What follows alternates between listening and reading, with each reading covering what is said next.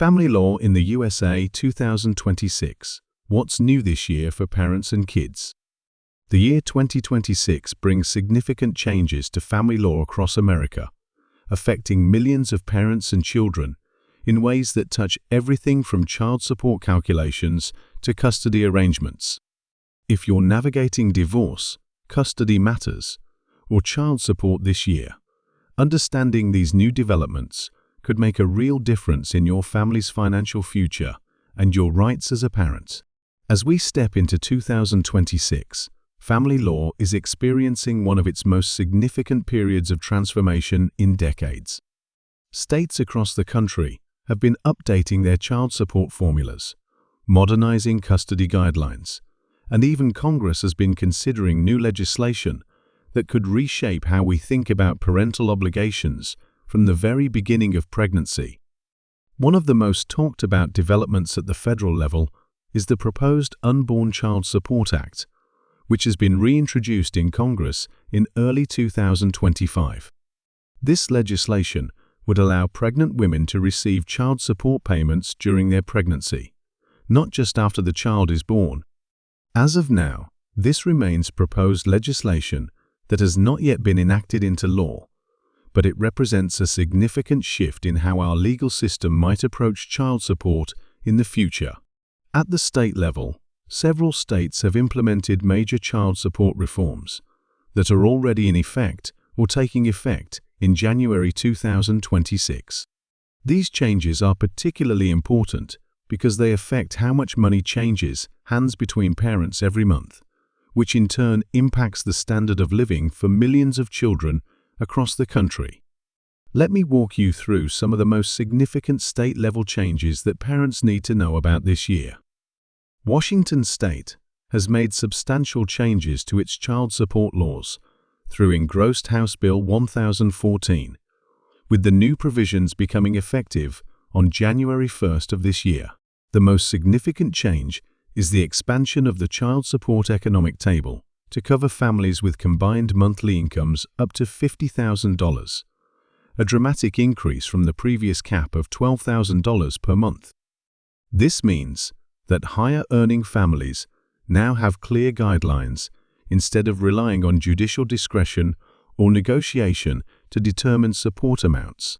The statutory self-support reserve has been raised from 125% to 180% of the federal poverty guideline for a one-person household, which helps ensure that parents paying support can still meet their own basic needs. The state has also introduced new deductions from gross income when calculating support obligations and has provided relief for parents who are ordered by the court to undergo behavioral or substance abuse treatment. These changes are designed to make the system more equitable and to reflect the economic realities that families face today. Virginia has also updated its child support guidelines in a significant way.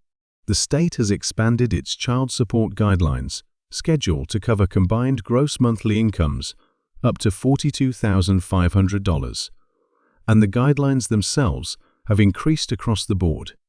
This means that both parents paying child support will generally pay more, and parents receiving support will generally receive more for each child covered by a support order. Virginia has also modernized its laws regarding parental access to children's records, specifically addressing access to secure websites where records are contained or made available, recognizing that many schools and medical providers now use online portals rather than paper records. Additionally, Virginia has tightened the timeline for appealing court-ordered property sales in divorce cases, requiring challenges to be made through timely appeals rather than allowing a 12-month window, which means parents need to act quickly if they want to contest a court order. Georgia is implementing sweeping child support reforms in 2026, with changes taking effect on January 1st representing the most significant overhaul to the state's child support law in decades. The basic child support obligation table has been expanded and adjusted upward to reflect current cost of living data, particularly benefiting families at higher income levels who previously had no clear guidelines. One of the most important changes is the mandatory parenting time adjustment. This adjustment accounts for the actual time a child spends with each parent when calculating child support obligations, calculated based on actual overnight stays, rather than theoretical visitation schedules. This means that parents who spend more overnights with their children will see reduced support obligations, while those with less time pay proportionally more. Georgia has also implemented a mandatory low-income adjustment that replaces the previous discretionary system, automatically providing support reductions for parents earning below specified thresholds to prevent orders that would consume excessive portions of available income. For disabled veterans, the state now provides direct credits for VIA benefits provided to children, preventing the unfair situation where veterans were essentially paying twice for the same child's needs. Georgia has also, for the first time, provided clear definitions for determining the custodial parent in situations where parents share equal or nearly equal parenting time, eliminating confusion about how to apply the child support worksheet in shared custody arrangements. Florida, while not enacting major new laws specifically for 2026, continues to apply significant reforms from 2025 that remain highly relevant this year.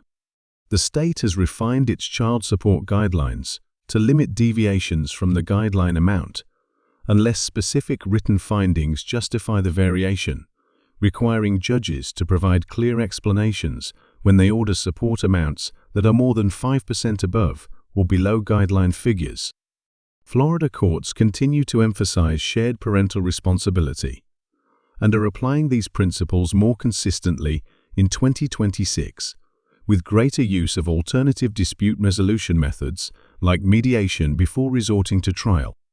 This trend toward mediation is actually happening across the country, as courts recognize that many family law issues can be resolved more effectively through negotiation than through lengthy and expensive litigation. Several common themes emerge when we look at these state-level changes together. First, there's a clear movement toward updating child support guidelines to cover higher-income families more comprehensively. For years, many states capped their guidelines at relatively modest income levels, leaving judges with significant discretion for families earning above those caps. The new expanded tables in Washington, Virginia, and Georgia provide much clearer guidance for a broader range of income levels, making outcomes more predictable and reducing the potential for inconsistent rulings. Second, states are increasingly recognizing the importance of parenting time in child support calculations. Georgia's mandatory parenting time adjustment is the most explicit example, but this reflects a broader understanding that when parents share custody more equally, both are incurring direct expenses for the child, and support calculations should reflect this reality. Third, there's greater attention being paid to protecting low-income parents from support orders that would leave them unable to meet their own basic needs, as seen in Washington's increased self-support reserve and Georgia's mandatory low-income adjustments.